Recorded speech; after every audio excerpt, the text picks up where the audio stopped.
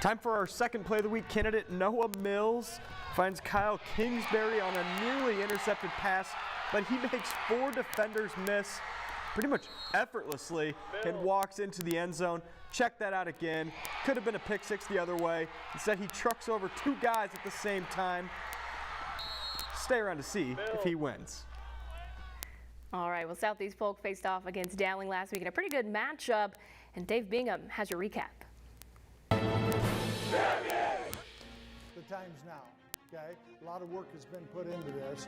You've laid your heart and soul out, and we've been on a grind for several weeks. Now you get a chance to show everything that you've done, okay? You only get one time to make a first impression. This is it. You got a great opportunity tonight, right now. It's right in front of your face, okay? And so we talked about it all week, all right? The standard is your best. That's the standard, okay? That's the standard that's been created here, okay? Great opportunity. So the challenge is, all right, can we be great? Can we be at a championship level with all the things that we can control? Heavyweight fight, man. It's a heavyweight fight. That's what you sign up for when you play here. How cool is that? Okay, there are moments in your life, all right? There are moments in your life. This is one of them. Got an opportunity to go be great. Play for each other, okay? All we need is all we got right here. One play at a time. All right, let's go 1-0. Let's go get these guys. We are set to get underway here at Valley Stadium. 2022 season kicks off right now. This is Samuel looking for running room on the right side. Bounces it out and finds that running room. Gets a block and he's down the sideline. 72-yard scamper by Sama. And that's how this game starts for Southeast Polk. Let's go G Lexi wide, flash even stick club, flash even stick club. From the right hash at the 39, first down for the Maroons. Smolik passing again. Thompson, his target, makes the catch over the middle, over midfield. Smolik passing again on second down. This is Davis making people miss down the right sideline, gets inside the 30-yard line. Smolik passing again. Looking left, corner of the end zone. It's Nicholson. It's on the money, and he's in the end zone for a touchdown. 14-yard touchdown strike from Smolik to Nicholson.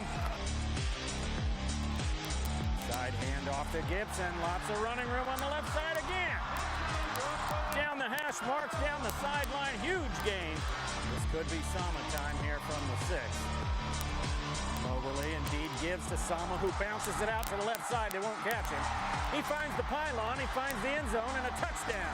6-yard scamper by Sama, and the Rams are back on top. Polk wants to pass, right side and deep. This is a long strike, and it is. Is it a catch? And he's got it. Had to wait to make sure on that one, but what a pass by Smolik. C.J. Phillip in the backfield with Smolik. The give to Phillip. Bounces out over right tackle. Makes a couple people miss, still on his feet. All the way down to the goal line and into the end zone. 14-yard touchdown scamper by C.J. Phillip. Let's just execute. Let's throw a strike. We ready to go? All right, let's just execute this thing. A couple belly breaths. We're going to stay right here. Let's finish the possession. You understand? Moberly looking to pass.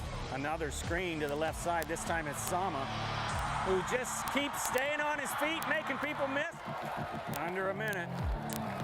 Time is of the essence here for the Rams. Moberly rolling right now, looking back left, fires into the end zone, and he's got a man. It's complete for the touchdown. That's good. And we go to the halftime at Valley Stadium with the Southeast Polk Rams leading the Dowling Catholic Maroons 21-17. Rams haven't went to Falloon, haven't looked this way much tonight. Uh-oh, Sama bottled up initially, but he bounces off if it gets to the right side. Uses his speed and footwork, and he dances all the way to the end zone. 24-yard touchdown run by Abu Sama. Third down and 6 at the 26. Moberly wants to pass. Fires midfield. Caught. First down and more in the third quarter. 1st and 10 at the 37. Moberly passing again. Right on the money to Robbins. Makes a couple people miss. 1st and goal at the 2. This is Sama. Touchdown Rams. Abu Sama gets in the end zone again.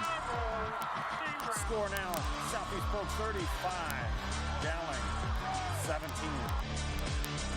Smollett looking right, looking deep, fires a rocket right on the money. Cooper Nicholson in stride. Smollett looking right, fires over the hands of his receiver and intercepted by Rogers. That ball sailed on him and it was just over Nicholson's hands and Rogers was Johnny on the spot. Smollett looking for some magic here for the Maroons. Straight back to pass, loses his pocket, still behind the line, but he's drugged down. Couldn't get rid of it and Draven Woods brings him down.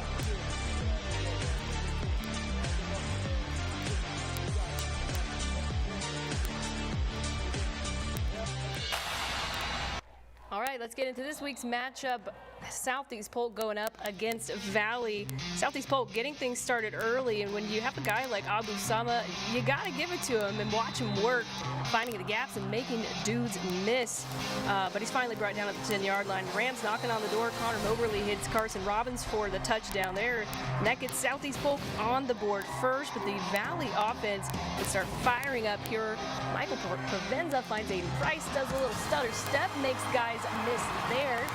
And he makes his way up the sideline for a big gain for the Tigers. Now, Provenza would go back to him later because if it's not broken, don't try and fix it. He gets some good blocking in front and takes off down the sideline and into the end zone for a touchdown. The extra point would tie things up at 7.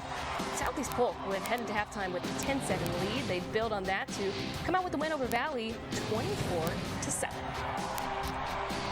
Well, last week it was a clash of the champions as the reigning 3A state champs Harlan took on the Class 4A champs Lewis Central. Now, this game lived up to the hype and had a pretty dramatic finish. Take a look. Harlan was up 27-24 with about 2.5 minutes left. Don't know. There we go. There's the video there. Lewis Central and go for the onside kick here, and it is successful as they recover it at their own 48-yard line. This would lead to the game-winning touchdown for the Titans. They went on to defeat Harlan 30-27. But the Cyclones were looking to bounce back tonight against Grinnell, and boy, did they come out firing. First quarter, a swing pass over to Hall. He finds some open turf and doesn't look back. That's a touchdown. Cyclones, they go up 7-0. Now, scoring was aplenty tonight for Harlan. Will Kinkle punches this one in from 2 yards out. It's now 14-0. Now, everyone is going to get in on this one for Harlan. This time, it's Noah Schmitz who gets the handoff and bounces outside and powers through for the touchdown to give Harlan a 21-0 lead, and they would just keep on firing. How about the quick slant to Sears? No one is in his area code. He's that wide open. He takes it in for the score. Harlan goes on to get the big win over Grinnell, 63-6.